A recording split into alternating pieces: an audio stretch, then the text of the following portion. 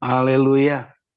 Segala pujian hanya bagi-Mu ya Tuhan. Terima kasih Pak Weli untuk pujian yang luar biasa. Kita akan masuk dalam pendengaran akan kebenaran firman Tuhan. Untuk para lektor mempersiapkan diri untuk pembacaan ayat firman Tuhan pagi ini.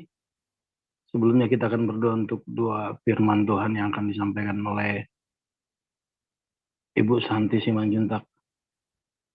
Bu Santi Simanjuntak bisa berdoa untuk dua firman Tuhan, Bu. Dibuka mic-nya, Bu. Silakan, Bu. Ya, baik, mari kita berdoa. Bapa di sorga, terima kasih untuk pagi hari ini Tuhan.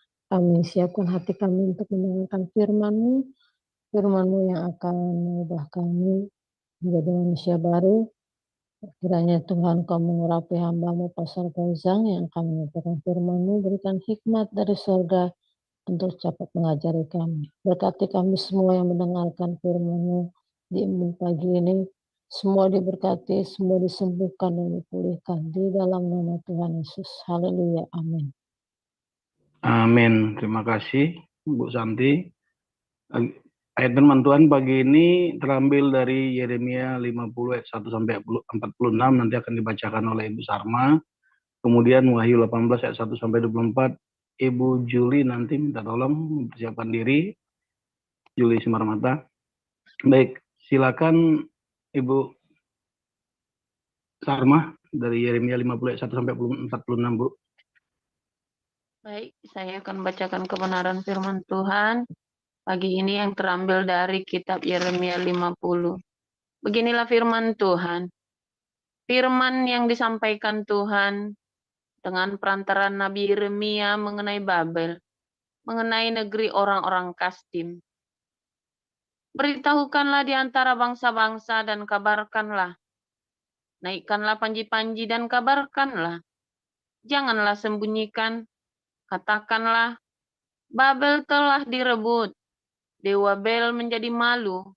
Rodak telah terkejut. Berhala-berhalanya menjadi malu. Dewa-dewanya yang keji telah terkejut. Maka suatu bangsa maju menyerangnya dari utara, membuat negerinya menjadi tempat tandus. Tidak ada lagi yang diam di dalamnya. Baik manusia maupun binatang, semuanya lari lenyap. Pada waktu itu dan pada masa itu, demikianlah firman Tuhan. Orang Israel akan datang bersama-sama dengan orang Yehuda. Mereka akan berjalan sambil menangis dan mencari Tuhan Allah mereka. Mereka menanyakan jalan ke Sion. Kesanalah mereka terarah. Marilah kita menggabungkan diri kepada Tuhan. Bergabung dalam suatu perjanjian. Kekal yang tidak dapat dilupakan. Umatku tadinya seperti domba-domba yang hilang. Mereka dibiarkan sesat oleh gembala-gembalanya. Dibiarkan mengembara di gunung-gunung. Mereka berjalan dari gunung ke bukit, sehingga lupa akan tempat pembaringannya. Siapapun yang menjumpai mereka, memakan habis mereka. Dan lawan-lawan mereka berkata, kami tidak bersalah, karena mereka telah berdosa kepada Tuhan, tempat kebenaran, Tuhan pengharapan nenek moyang mereka. Larilah dari tengah-tengah Babel, dari negeri orang-orang Kasdim. Keluarlah, jadilah seperti kambing-kambing jantan yang mengepalai kawanannya. Sebab sesungguhnya aku menggerakkan dan membangkitkan terhadap Babel sekumpulan bangsa-bangsa yang besar dari utara. Mereka akan mengatur barisan untuk melawannya. Dari sanalah kota itu akan direbut. Panah-panah mereka adalah seperti pahlawan yang mujur, yang tidak pernah kembali dengan tangan hampa. Negeri orang-orang Kasdim akan menjadi rampasan. Semua orang yang merampasnya akan puas hatinya. Demikianlah firman Tuhan. Sekalipun kamu bersukacita dan beria-ria, hai orang-orang yang merampok milikku, sekalipun kamu melompat-lompat seperti anak lembu di padang rumput, dan meringkik seperti kuda-kuda jantan, namun ibumu sangat menanggung malu, dan perempuan yang melahirkan kamu tersipu-sipu. Lihat, Dialah yang menjadi terakhir dari bangsa-bangsa, padang gurun, padang belantara dan dataran rumput. Karena murka Tuhan negeri itu tidak akan didiami lagi, sama sekali akan menjadi tempat tandus. Setiap orang yang melewati Babel akan merasa ngeri dan akan bersuit karena pukulan-pukulan yang dideritanya. Aturlah barisanmu menyerang Babel dari segala pihak. Hai semua orang pemanah, panahlah kepadanya. Janganlah merasa sayang akan anak panah, sebab kepada Tuhanlah ia berdosa. Bertempik soraklah menyerangnya dari segala pihak. Dia sudah menyerah, tonggak-tonggaknya sudah rebah, pagar-pagarnya sudah runtuh. Sungguh, itulah pembalasan Tuhan. Laksanakanlah pembalasan terhadapnya. Lakukanlah kepadanya seperti yang dilakukannya sendiri. Lenyapkanlah orang penabur dari Babel dan orang penyabit pada musim menuai. Untuk mengelakkan pedang yang dahsyat ini, setiap orang akan berpaling pulang kepada bangsanya. Setiap orang akan lari ke negerinya. Israel adalah seperti domba yang dicerai-beraikan, dihalaukan oleh singa-singa. Mula-mula Raja Asyur memakan dia, dan sekarang pada akhirnya Nebukadnezar, Raja Babel, menggerumit tulang-tulangnya. Sebab itu beginilah firman Tuhan semesta alam, Allah Israel. Sesungguhnya aku menghukum Raja Babel dan negerinya, seperti aku telah menghukum Raja Asyur. Tapi aku akan mengembalikan Israel ke padang rumputnya, supaya ia makan rumput di atas Karmel dan di Basan, dan menjadi kenyang di atas pegunungan Efraim dan di Gilead. Pada waktu itu dan pada masa itu, demikianlah firman Tuhan, orang akan mencari kesalahan Israel, tapi tidak didapatnya, dan dosa Yehuda, tetapi tidak ada ditemukannya, sebab aku akan mengampuni orang-orang yang kubiarkan tinggal hidup. Majulah ke negeri Merataim, majulah menyerangnya dan menyerang penduduk Pekot. Bunuhlah dan tumpaslah mereka. Demikianlah firman Tuhan. Lakukanlah tepat seperti yang kuperintahkan. Gemuruh perang di negeri, dan terjadilah kehancuran besar. Betapa remuk redamnya dan hancur luluhnya martil seluruh bumi itu. Betapa Babel menjadi kengerian di antara bangsa-bangsa. Aku memasang jerat bagimu, dan memang engkau terjebak, hai Babel, dengan tidak mengetahuinya. Engkau terdapat dan memang engkau tertangkap, sebab engkau telah menantang Tuhan. Tuhan telah membuka tempat perlengkapannya dan mengeluarkan senjata-senjata geramnya. Sebab ada pekerjaan bagi Tuhan Allah semesta alam di negeri orang-orang Kasdim. Marilah mendatanginya dari segala jurusan. Bukalah lumbung-lumbungnya, onggokkanlah isinya, bertimbun-timbun dan tumpaslah itu. Janganlah ada tinggal sisanya. Bunuhlah segala lembunya, biarlah rebah semuanya untuk dibantai. Celakalah mereka, sebab waktunya sudah tiba saat penghukuman atas mereka.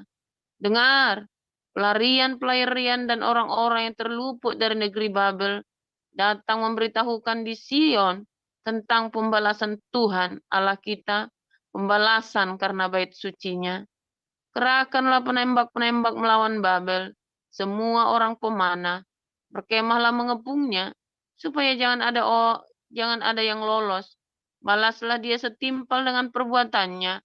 Lakukanlah kepadanya tepat seperti yang dilakukannya sendiri. Sebab ia bertindak kurang ajar terhadap Tuhan, terhadap yang Maha Kudus Allah Israel. Sebab itu teruna-terunanya akan rebah di tanah-tanah lapangnya, dan semua prajuritnya akan menjadi bungkam pada waktu itu. Demikianlah firman Tuhan. Sesungguhnya aku menjadi lawanmu, hai engkau yang kurang ajar. Demikianlah firman Tuhan Allah semesta alam. Sebab waktumu sudah tiba saat aku menghukum engkau. Si kurang ajar itu akan tersandung jatuh, dan tidak ada yang membangkitkan dia. Di kota-kotanya aku akan menyalakan api yang akan menghanguskan segala apa yang di sekitarnya. Beginilah firman Tuhan semesta alam. Orang Israel tertindas bersama-sama dengan orang Yehuda, Semua orang yang menawan mereka tetap menahan mereka, tidak mau melepaskan mereka. Tetapi penebus mereka adalah kuat, Tuhan semesta alam namanya. Tentulah ia akan memperjuangkan perkara mereka, supaya ia memberi ketentraman kepada bumi, tetapi kegemparan kepada penduduk Babel. Pedang akan menimpa orang-orang Kasdim. Demikianlah firman Tuhan menimpa penduduk Babel, menimpa pemuka-pemuganya dan orang-orangnya yang berhikmat. Pedang menimpa tukang-tukang ramal, sehingga ternyata mereka bodoh. Pedang menimpa pahlawan-pahlawannya, sehingga mereka menjadi terkejut. Pedang menimpa kudanya dan keretanya, menimpa segenap tentara campuran yang di tengah-tengahnya, sehingga mereka menjadi seperti perempuan. Pedang menimpa perbendaharaannya, sehingga dijarah orang. Pedang menimpa segala airnya, sehingga menjadi kering. Sebab negeri itu penuh patung-patung, mereka menjadi gila oleh berhala-berhala mereka. Sebab itu binatang-binatang gurun seperti anjing-anjing hutan akan diam di sana. Juga burung-burung unta akan tinggal di dalamnya. Negeri itu tidak akan didiami lagi untuk seterusnya dan tidak akan ditinggali lagi turun-temurun. Seperti dahulu pada waktu Allah menunggang balikan Sodom dan Gomora, serta kota-kota tetangganya. Demikianlah firman Tuhan. Demikianlah tidak akan ada orang lagi yang diam di sana, dan seorang anak manusia pun tidak akan tinggal lagi di dalamnya. Lihatlah, suatu bangsa akan datang dari utara, suatu bangsa yang besar dan banyak raja akan bergerak maju dari ujung bumi. Mereka memakai panah dan tombak. Mereka bengis, tidak kenal belas kasihan. Suara mereka gemuruh seperti laut. Mereka mengendarai kuda, berlengkap seperti orang maju berperang, menyerang engkau, hai putri Babel. Raja Babel telah mendengar kabar tentang mereka. Tangannya sudah menjadi lemah lesu. Kesesakan telah menyergap dia. Ia kesakitan seperti perempuan yang melahirkan. Sesungguhnya, seperti singa yang bangkit keluar dari hutan belukar, sungai Yordan, dan mendatangi padang rumput tempat kawanan domba. Demikianlah aku akan membuat mereka lari dengan tiba-tiba dari negeri itu dan mengangkat di atasnya dia yang kupilih. Sebab siapakah yang seperti aku? Siapakah yang berani mendakwa aku? Siapakah gerangan gembala yang tahan menghadapi aku? Sebab itu dengarlah putusan yang telah diambil Tuhan terhadap Babel dan rancangan-rancangan yang telah dibuatnya terhadap negeri orang-orang Kasdim. Bahwa sesungguhnya yang paling lemah pun di antara kawanan domba akan diseret. Bahwa sesungguhnya padang rumput mereka sendiri akan merasa ngeri terhadap mereka. Bumi akan goncang karena kabar. Babel sudah direbut. Ratap mereka akan terdengar di antara bangsa-bangsa. Demikian. Terima kasih Bu Sarma. Selanjutnya bisa dibantu Ibu Juli Simarmata. Wahyu 18 ayat 1 sampai 24, Bu. Yes. Wahyu 21. Wahyu 18 ayat 1 sampai 24. Oke. Wahyu 18 ayat 21 sampai 24. Ayat 1 sampai 24. Ayat 1, Bu. Oke. Ya. Demikian firman Tuhan. Kemudian daripada itu, aku melihat seorang malaikat lain turun dari surga. Ia mempunyai kekuasaan besar dan bumi menjadi terang oleh kemuliaannya. Dan ia berseru dengan suara yang kuat. Katanya, sudah rubuh Babel, kota besar itu. Dan ia telah menjadi tempat kediaman roh-roh jahat dan tempat bersembunyi semua roh najis dan tempat bersembunyi segala burung yang najis dan yang dibenci. Karena semua bangsa telah minum dari anggur hawa nafsu cabulnya, dan raja-raja di bumi telah berbuat cabul dengan dia, dan pedagang-pedagang di bumi telah menjadi kaya oleh kelimpahan hawa nafsunya. Lalu aku mendengar suara lain dari sorga berkata, pergilah kamu, hai umatku, pergilah daripadanya, supaya kamu jangan mengambil bagian dalam dosa-dosanya, dan supaya kamu jangan turut ditimpa malapetaka-malapetakanya, sebab dosa-dosanya telah bertimbun-timbun sampai ke langit, dan Allah telah mengingat segala kejahatannya. Balaskanlah kepadanya sama seperti dia juga membalaskan, dan berikanlah kepadanya 2 kali lipat menurut pekerjaannya. Campurkanlah baginya 2 kali lipat di dalam cawan pencampurannya. Berikanlah kepadanya siksaan dan perkabungan, sebanyak kemuliaan dan kemewahan yang telah ia nikmati. Sebab ia berkata di dalam hatinya, aku bertahta seperti ratu, aku bukan janda, dan aku tidak akan pernah berkabung.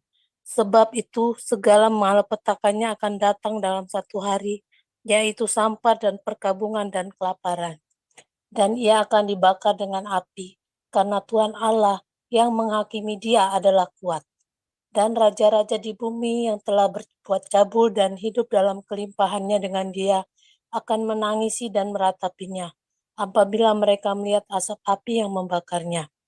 Mereka akan berdiri jauh-jauh karena takut akan sisanya, dan mereka akan berkata, celaka, celaka engkau, hai kota yang besar, Babel, hai kota yang kuat, sebab dalam 1 jam saja sudah berlangsung penghakimanmu. Dan pedagang-pedagang di bumi menangis dan berkabung karena dia, sebab tidak ada orang lagi yang membeli barang-barang mereka, yaitu barang-barang dagangan dari emas dan perak, permata dan mutiara, dari lenan halus dan kain ungu, dari sutra dan kain kirmizi, berbagai jenis barang dari kayu yang harum baunya, berbagai jenis barang dari gading, berbagai jenis barang dari kayu yang mahal, dari tembaga, besi dan pualam, kulit manis dan rempah-rempah, wangi-wangian, mur dan kemenyan, anggur, minyak, tepung halus dan gandum, lembu sapi, domba, kuda, dan kereta, budak, dan bahkan nyawa manusia. Dan mereka akan berkata, sudah lenyap buah-buahan yang diingini hatimu, dan segala yang mewah dan indah telah hilang daripadamu, dan tidak akan ditemukan lagi. Mereka yang memperdagangkan barang-barang itu yang telah menjadi kaya oleh dia akan berdiri jauh-jauh karena takut akan siksaannya, dan sambil menangis dan meratap, mereka berkata, celaka, celaka kota besar yang berpakaian lenan halus dan kain ungu dan kain kirmizi, dan yang dihiasi dengan emas dan permata dan mutiara, sebab dalam 1 jam saja kekayaan sebanyak itu sudah binasa. Dan setiap nakoda dan pelayar dan anak-anak kapal dari semua orang yang mata pencariannya di laut berdiri jauh dan berseru ketika mereka melihat asap api yang membakarnya. Katanya, kota manakah yang sama dengan kota besar ini? Dan mereka menghamburkan debu ke atas kepala mereka dan berseru sambil menangis dan meratap. Katanya, celaka, celaka, kota besar yang olehnya semua orang yang mempunyai kapal di laut telah menjadi kaya oleh barangnya yang mahal, sebab dalam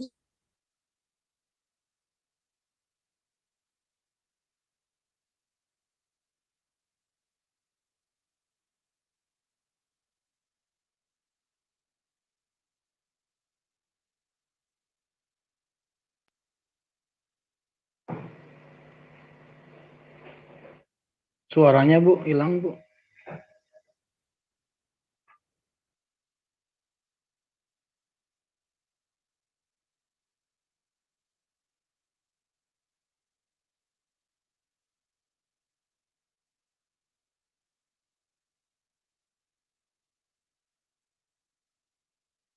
Sepertinya tersign out ya, Bu Yuli.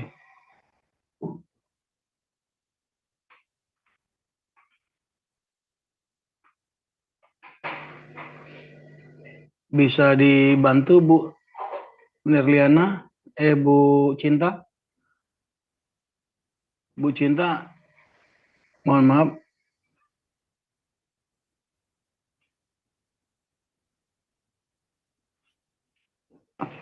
Ya, Pak Akpen, sorry, Pak Gindo. Iya dari ayat 20-nya Bu. Ayat 20-nya Bu. Ayat 20 ya. Ya. Ya, saya teruskan. Bersukacitalah atas dia, hai sorga, Dan kamu, hai orang-orang kudus, rasul-rasul dan nabi-nabi, karena Allah telah menjatuhkan hukuman atas dia karena kamu. Dan seorang malaikat yang kuat mengangkat sebuah batu sebesar batu kilangan, lalu melemparkannya ke dalam laut. Katanya, demikianlah Babel, kota besar itu, akan dilemparkan dengan keras ke bawah, dan ia akan ditemukan lagi. Dan ia tidak akan ditemukan lagi. Dan suara pemain-pemain kecapi dan penyanyi-penyanyi dan peniup-peniup seruling dan sangkakala tidak akan kedengaran lagi di dalammu. Dan seorang yang ahli dalam sesuatu kesenian tidak akan ditemukan lagi di dalammu. Dan suara kilangan tidak akan kedengaran lagi di dalammu. Dan cahaya lampu tidak akan bersinar lagi di dalammu. Dan suara mempelai laki-laki dan pengantin perempuan tidak akan kedengaran lagi di dalammu. Karena pedagang-pedagangmu adalah pembesar-pembesar di bumi. Dan oleh ilmu sihirmu semua bangsa disesatkan. Dan di dalamnya terdapat darah nabi-nabi dan orang-orang kudus dan darah semua orang yang dibunuh di bumi. Demikian pembacaan firman Tuhan. Haleluya, amin. Terima kasih Pak Yuda, Bu Sarma, Bu Yuli, Bu Cinta. Firman Tuhan pagi ini berjudul Larilah dari Babel. Silakan Pastor Paul.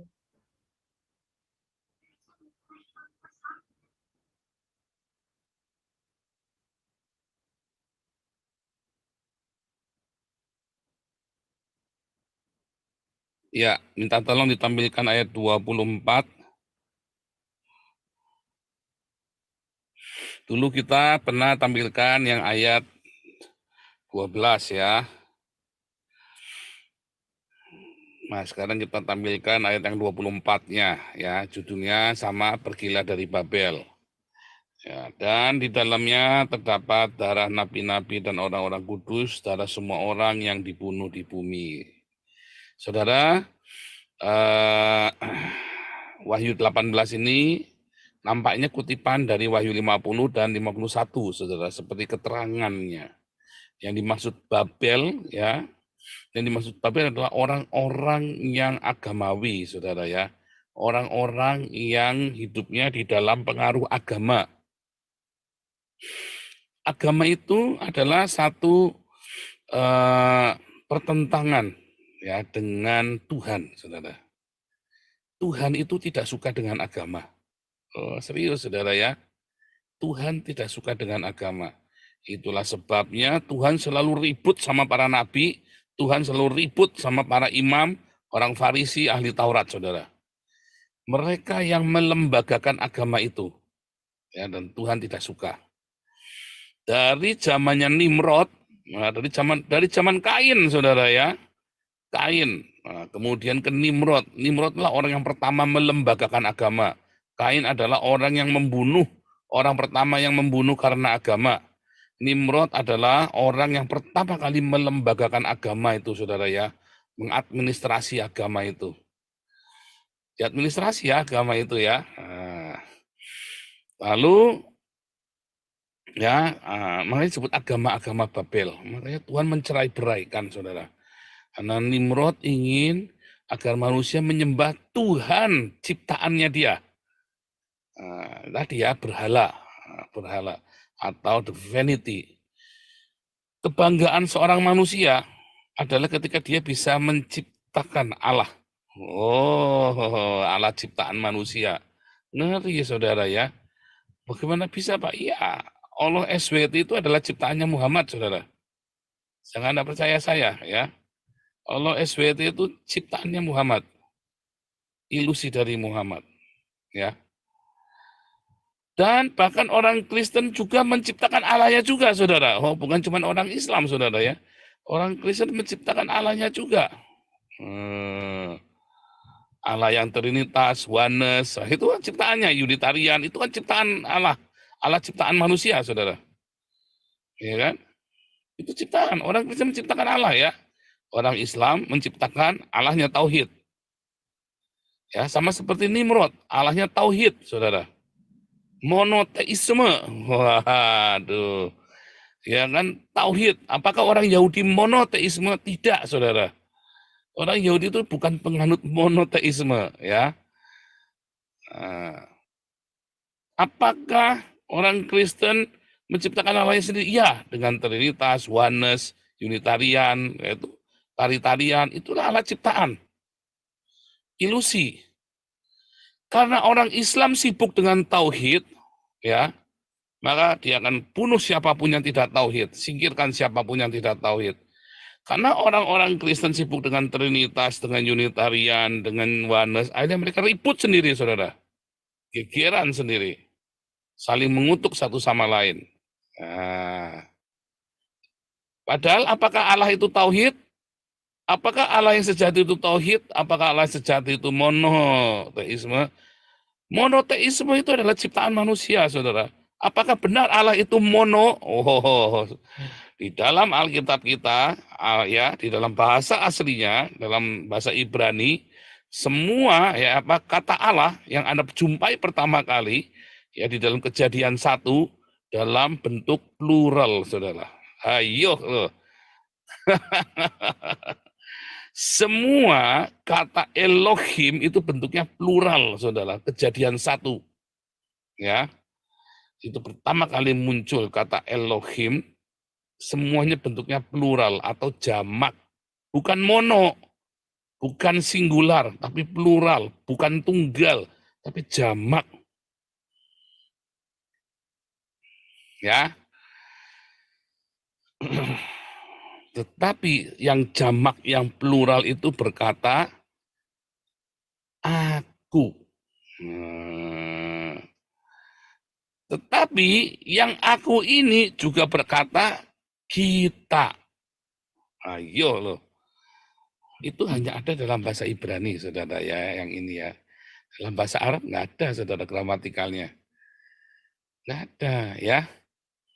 Itulah sebabnya, apa maksudnya plural dan aku. Plural tapi menggunakan kata ganti tunggal. Ya, tetapi juga menggunakan kata ganti jamak. Mengapa bisa begitu? Karena plural yang singular itu hanya berlaku bagi Allah, orang Israel. Mengapa? Karena begitu besar, saudara. Begitu besar. Mau ngitungnya gimana? Unlimited, saudara.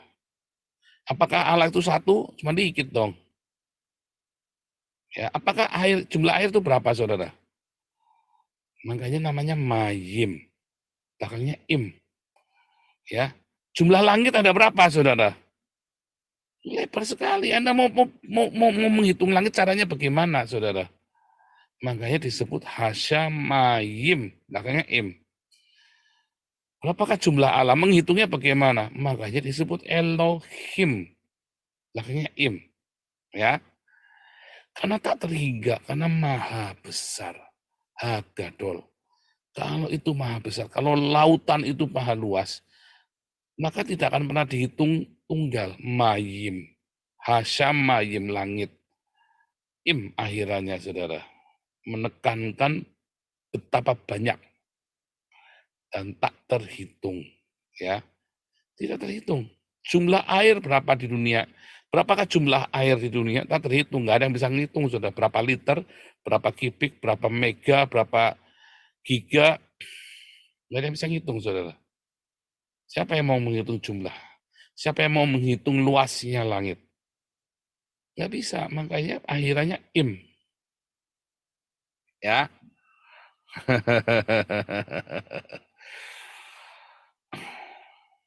Ketika Anda berusaha mengkonsep Allahmu dan membuat aturan-aturan dalam menyembah Allahmu, maka kamu sedang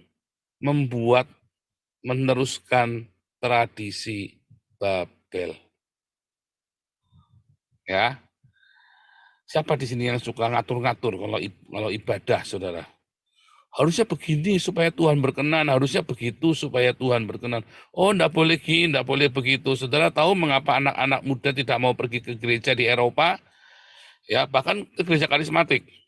Ya, kalau mereka mau kumpul, mereka hanya kumpul anak-anak muda sendiri, seperti YMCA ya. Kenapa mereka nggak mau pergi ke gereja-gereja yang formal ya, gereja-gereja formal? Karena Ya, saya sendiri ngalamin saudara ya, saya kan pemain musik. Saya kan suka musik, begitu main ini, oh nggak boleh di sini, main sini, oh nggak boleh. Tapi lagi makanya nggak ada anak muda di gerejamu, langsung tak gituin saudara ya. Itulah sebabnya nggak ada anak muda di gerejamu. Anak muda ini nggak boleh, itu nggak boleh, lagumu lagu-lagu tua, orang-orang tua semua, kayak kuburan, saya bilang begitu. Sampai mau datang anak muda, bosen.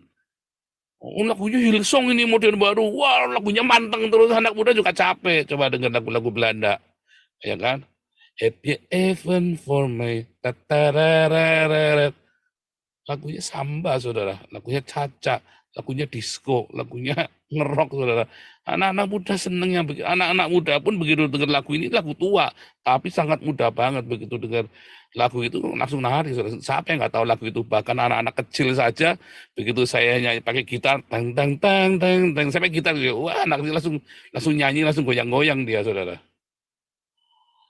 Di gereja lagunya pantang terus saudara. Wah, sambil menyembah, sambil matanya kerut-kerut sambil nunjuk. Wah,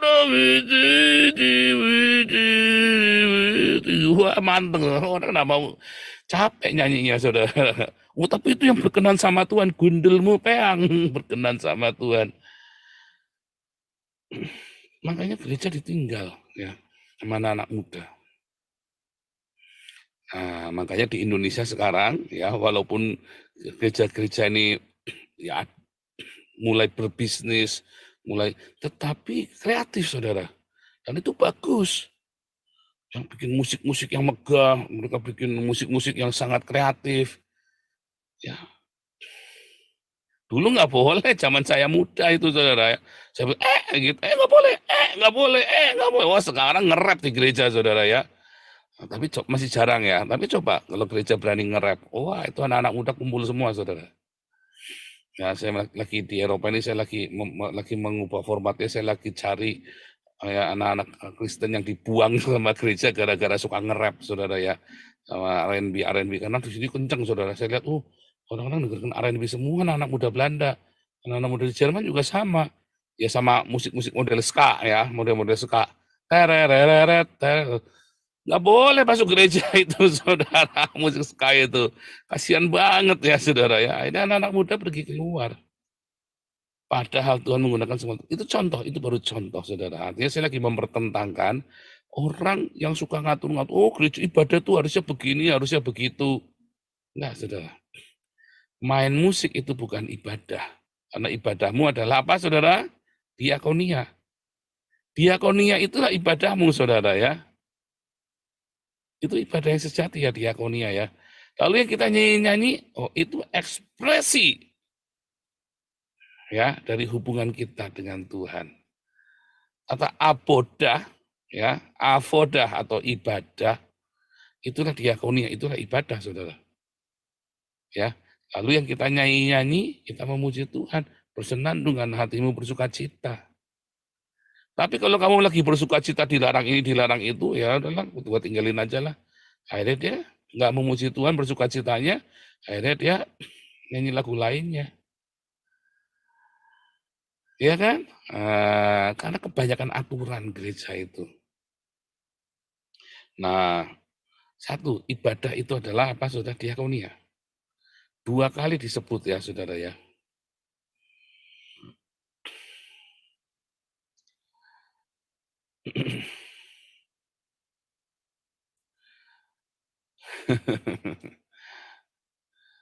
Menjaga kekudusan, itulah ibadah, saudara, yang kedua. Ya kan? Yakobus 1 ayat 27, ibadah yang sejati, yang tak bercacat celah adalah mengunjungi yatim piatu. Ya kan? Dalam segala kekurangan mereka.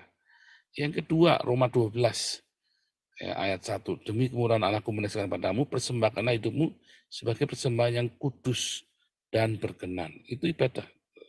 2 hal inilah, berdiakonia dan jaga hidupmu di dalam kesucian, dalam kekudusan. Mengkuduskan hidupmu melalui hidup suci, saudara.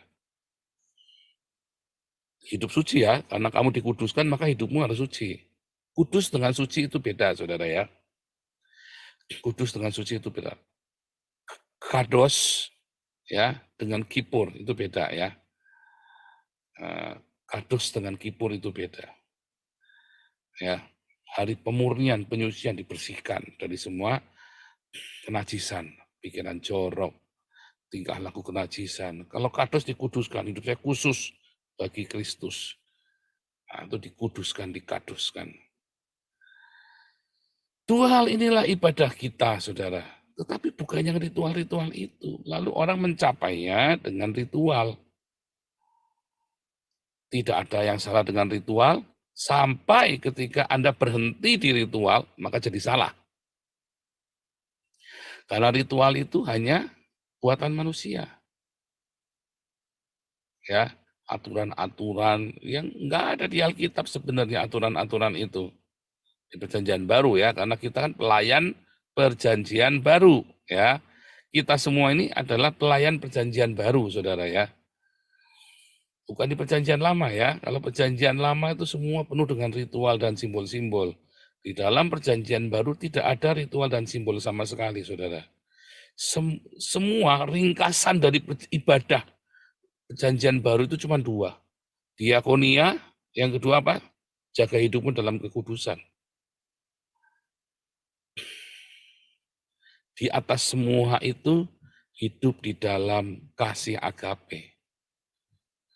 Anda kalau bisa mewujudkan ini, kalau Anda tiap hari hidup dalam ini, saya tidak berkata bahwa Anda hebat atau piawai, tapi saya berkata kalau Anda fokus dengan kasih, dengan kekudusan, dengan diakonia, itulah ibadahmu yang sejati, saudara.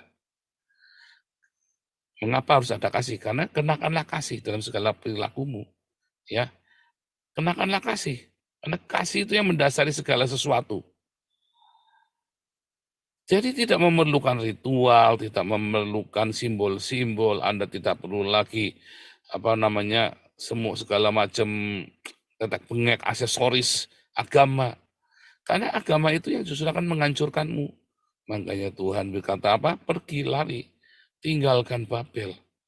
Nah, lalu ayat ini 24 ini Wahyu 18. Dari mana kita tahu kalau Babel itu ternyata adalah ritual dan simbol-simbol manusia-manusia agamawi? Karena di dalamnya terdapat darah nabi-nabi dan orang kudus. Siapakah musuhnya para nabi dan orang-orang kudus? Para nabi palsu ya, yang membuat ritual palsu, yang membuat ritual buatan manusia. Kemarin kita sudah belajar ya, ritual buatan manusia. Ya, orang-orang kudus, ya musuhnya itu kan para nabi-nabi palsu yang membuat punya spirit agamawi, membuat nubuatan palsu, ritual-ritual palsu, para imam, ahli Taurat, orang Farisi, itu kan yang ditentang oleh Yesus, ya, dan oleh para rasul, ya. Ritual-ritual agamawi itu, karena tiap hari yang benar adalah dengan memberikan berdiakonia, bersedekah. Bersedekah setiap hari, jaga hidupmu dalam kekudusan. Anda bersedekah, kalau Anda kawin, bolak-balik kawin, namanya Anda nggak sedekah, namanya cabul. Lalu di atas semua itu kenakanlah kasih agape, bukan kasih yang cabul, tapi kasih agape yang murni, yang suci.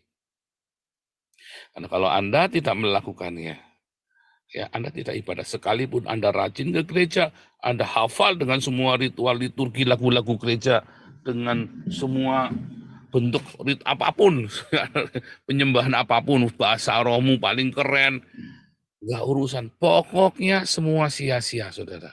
Tinggalkan, pergilah dari Babel, dari semua ritual agamawimu.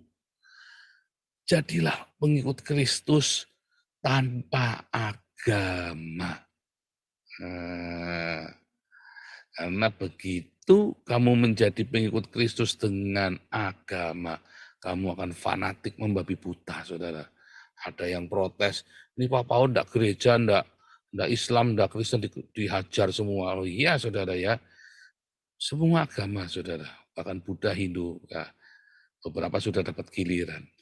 Ketika Anda mengutamakan ritual, simbol, Anda membutuhkan objek 3 dimensi, ya, Anda membutuhkan objek 3 dimensi dalam ibadahmu, objek ya, saya bilang ya, ada objek.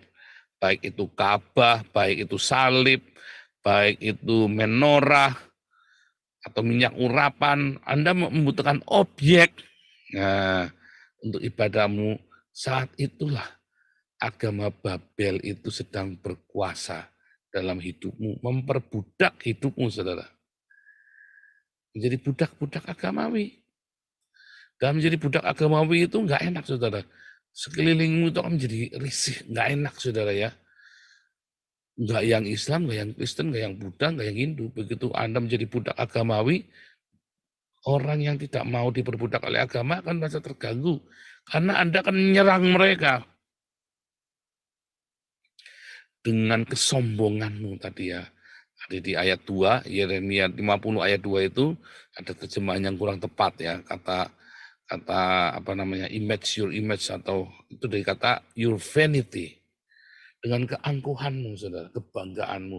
Karena kamu sudah melengkapi semua ritualnya itu. Anda merasa bangga ketika Anda sudah pakai dasi atau Anda sudah pakai peci, ya sudah ambil wudhu, wah kelihatan seperti kiai atau seperti habaib atau seperti apa, atau kelihatan seperti pendeta, Anda puas lalu, nah itulah ibadah. Oh, hati-hati, saudara. Tuhan akan hancurkan itu semua dalam hidup. Makanya orang-orang ini ya hidupnya tidak pernah ketemu Tuhan.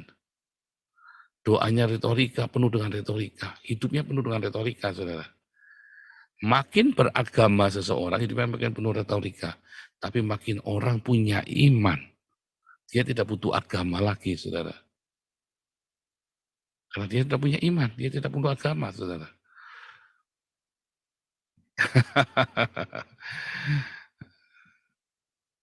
Makanya orang-orang, ya, kalau Anda mengerti, Anda hidup bersama Tuhan, punya iman yang benar kepada Tuhan yang benar, Anda tidak perlu agama sama sekali, saudara.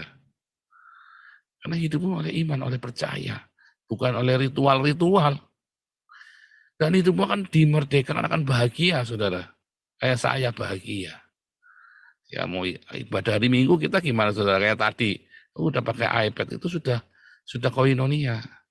Murah meriah, saudara ya. 4 juta 1 bulan operasionalnya. Kolektornya 500 juta. Ya kan? Utuh semua buat kasih makan orang miskin, buat tolong menolong antara kita, ya kan? Dan lain-lain untuk penginjilan, semua ada pos-posnya masing-masing. Ya kan? Enak kan? Hidup tanpa agama kan? Coba. Seperti dalam komunitas kita, hidup tanpa agama enak, saudara. Ya kan? Akhirnya kita dikebiri oleh peraturan juga kan. Makanya kita lagi sibuk nyari cari organisasi atau denominasi gereja yang bisa kita ambil alih. Akhirnya kita sama. Itu gara-gara agama itu, saudara. Sebetulnya nggak perlu. Kalau di Eropa ini kita bebas merdeka. Kita jalan sendiri semua. Karena kita lepas ya dari aturan-aturan administrasi pemerintah. Paling aturan administrasi keuangan saja yang harus tanggung jawab, dikontrol oleh pemerintah. Karena gereja kita adalah gereja milik publik, organisasi publik, ya ANB. Tapi enak, saudara. Kita bebas merdeka dari semua ritual dan simbol-simbol, dari semua retorika dan kepura-puraan agamawi. Ya, enak, merdeka. Itulah. Kalau kamu mengetahui kebenaran dan kebenaran itu akan memerdekakan kamu, saudara. Ketika kamu lari, tinggalkan semua ritual-ritual itu dan mulai fokus dengan ibadah yang sejati. Yaitu apa? Berdiakonia, 2, jaga hidupmu dalam kekudusan, dan dalam segala hal kenakanlah kasih. Agape. Tuhan Yesus memberkati.